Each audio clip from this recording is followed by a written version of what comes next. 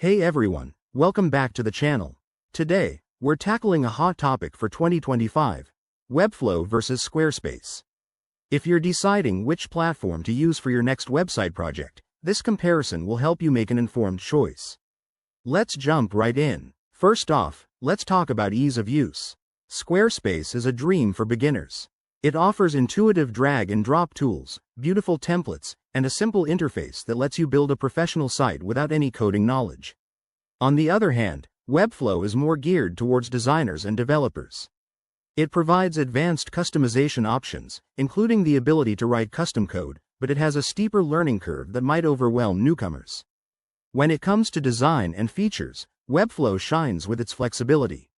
You can create highly interactive and responsive websites with animations, CMS capabilities, and even e-commerce integrations. Squarespace, while impressive, is more template-based, which limits deep customization but makes it quicker for standard sites like portfolios or blogs.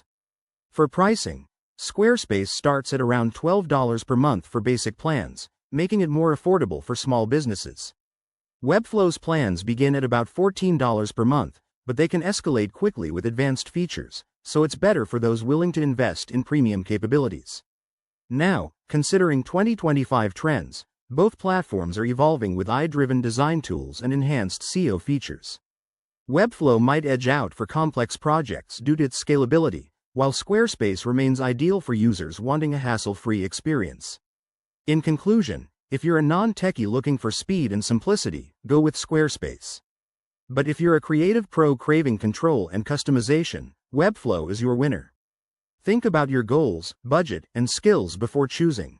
Thanks for watching. Hit that like button and subscribe for more tech tips. What's your pick? Let me know in the comments below.